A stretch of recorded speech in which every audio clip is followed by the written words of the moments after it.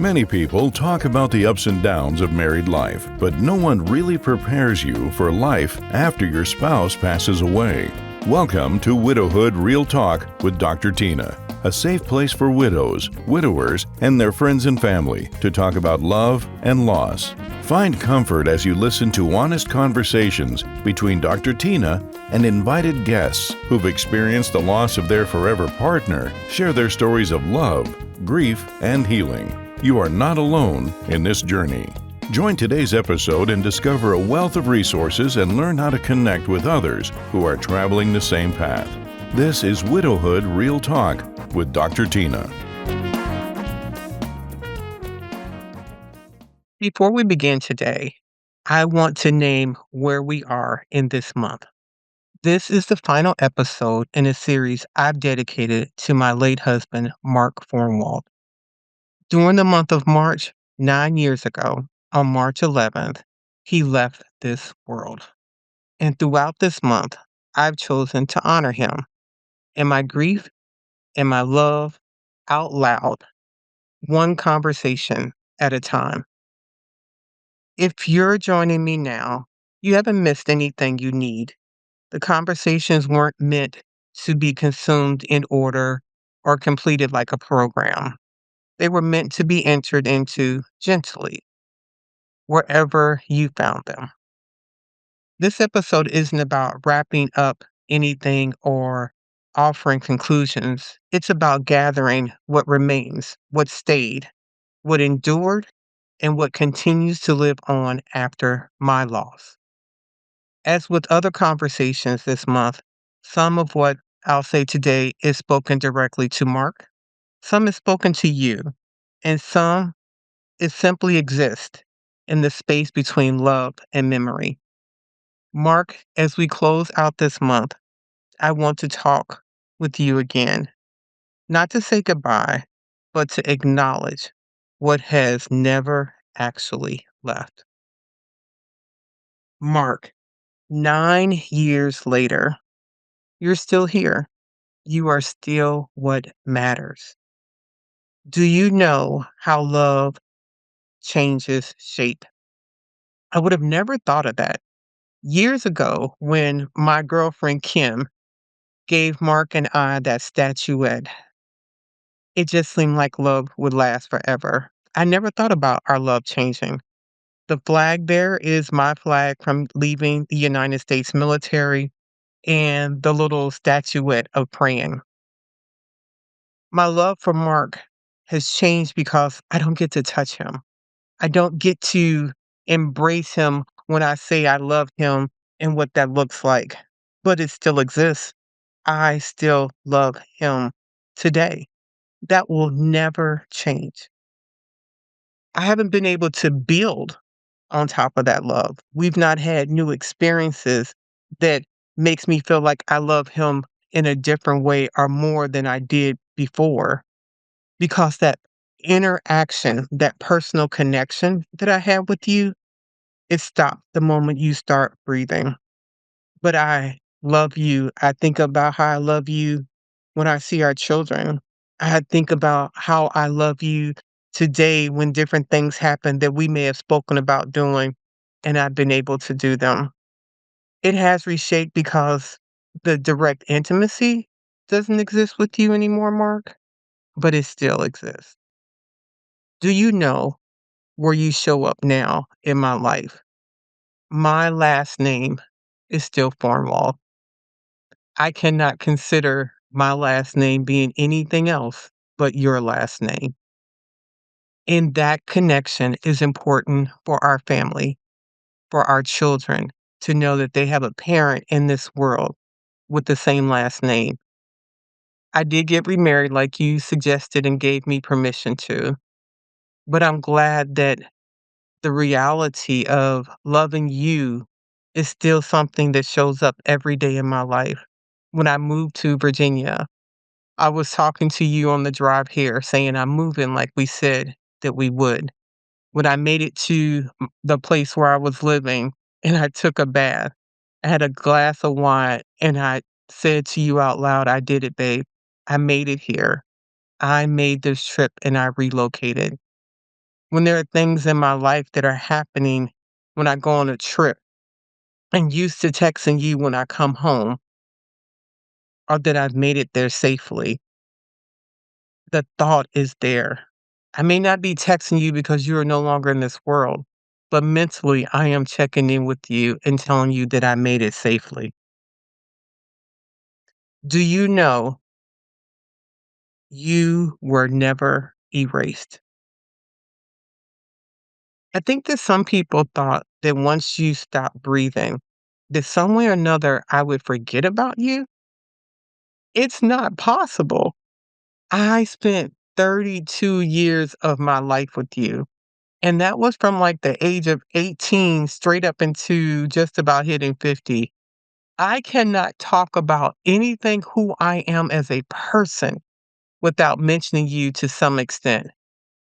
There is no way possible that you could be erased from my life. You are ever present, ever real. And I think the part that was the most difficult for me is trying to come to terms with that. Other people may get uncomfortable because I'm talking about you and you're no longer here. But my life, who I am, has been shaped every way possible because of who I am with you. And so people just got to buckle up because I'm going to talk about you. I'm going to mention you in my life, not just the work that I'm doing with Widowhood Real Talk with Tina, but because you were my husband. And technically, in my head, I must admit, you still are. You may be my late husband that is no longer in this world, but I will always be your wife. Even if I have remarried, you are my late husband. You were no one else's husband but mine. And that is why when some people say you're no longer a widow, I'm like, did Mark come back to life? He didn't? Then I'm still his widow because I still love you and you are no longer in this world. This part of the conversation is to you, the listener. 2 weeks have passed since the deathversary of my husband, Mark. Introducing the idea continually bonds me to him. Normalizing my ongoing connection with Mark is important. How my relationship Mark has transformed.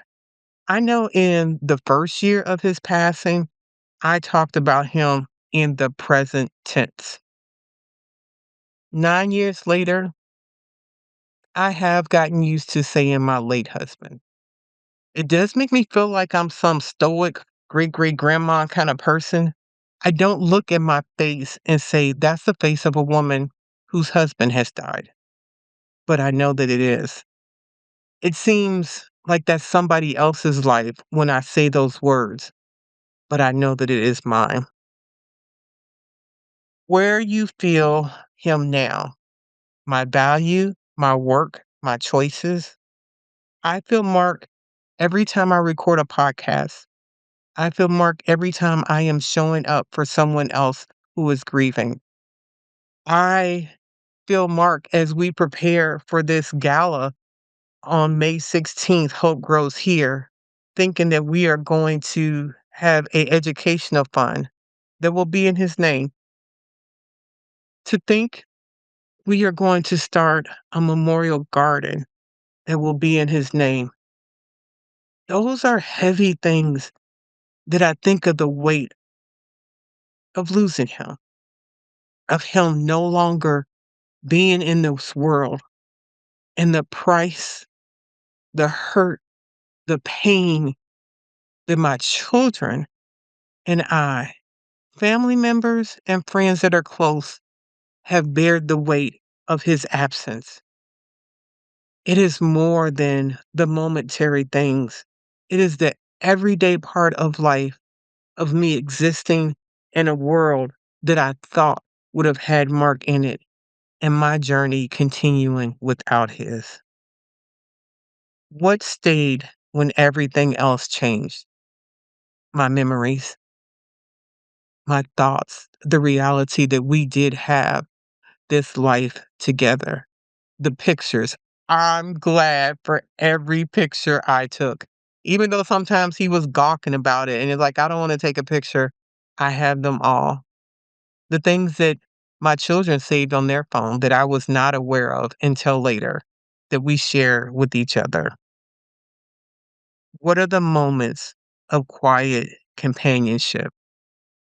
Waking up on March 11th, crying, thinking about how he left this world. The moments of stillness where I just have to sit back and think about what I have endured in this life.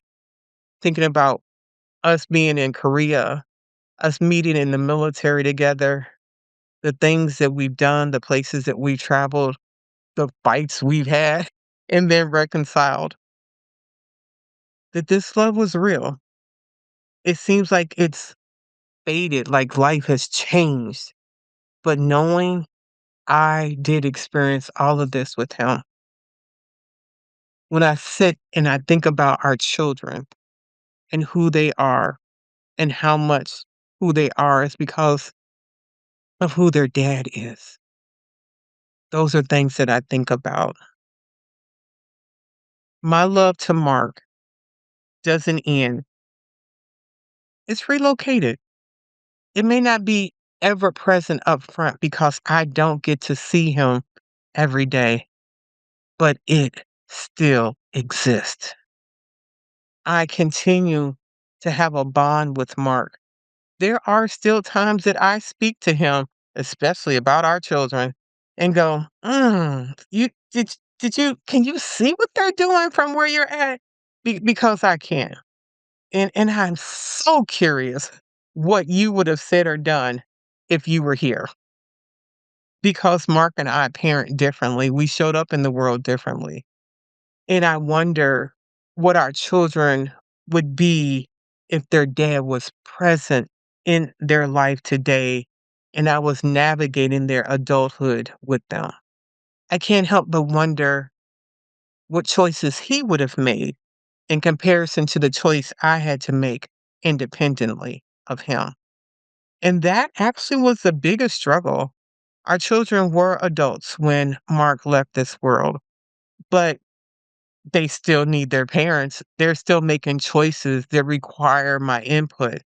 And I wonder what that would have looked like if he would have been part of those discussions. I'll never know. I just know what I had to do. Why does this understanding bring relief? For me, because I always get to talk about Mark. He's not somebody just in my past, he is in my present. I think in the second year of grief, I felt like it was something that I had to stop talking about him, that I had to live a life that did not mention his name. That caused me more hurt and pain than just saying his name out loud. The ability to know, for me, this is what my grief looks like, that it will always involve some form or fashion Mark Cornwall's existence. And that is okay for me. I know he died. I'm not delusional about that. But what I know is his presence in my everyday life is part of what I carry in my love for him and who I am today. And you, as the listener, how you may honor the bond with your loved one if they're no longer here may look different. This is not a cookie cutter situation. This episode is me sharing with you how I keep my late husband Mark present. And that is what works for me. Maybe for some people, they don't want to say their name, and that's fine. Maybe for some people, they want to leave that person in the past. They have neatly buttoned it up and packaged it away, and all they're concerned about is life in its current state. And that's your choice. Other people may have every picture up, everything that happened just like that person was there. I've met people that 5, 10, 12 years later, their loved ones' items are remaining right where they left them. How you process that is up to each individual. But just knowing in reality that we know that they are no longer here and we are operating in this life without them is the truth. And that truth is hard. That truth is difficult to wake up to every day. And if you find comfort in managing it differently for you, that's okay. Everybody does this differently because who we are and what our grief looks like is based on us being unique individuals. As I wrap up, returning to Mark, I want to say thank you for staying with me and never leaving, Mark. Thank you for a love that didn't leave. Thank you for a life that continues your life through me. Mark Cornwall's name will be said out loud. I, in the work that I do, will keep his memory alive. It was not something that when he died, I was like, I'm going to make pain into purpose and I'm going to keep his memory alive. This evolved over time. I would have never thought it was possible to live and not be in pain of his death. It still sucker punches me sometimes when I think about it. No, this is one of the hardest experiences in my entire life.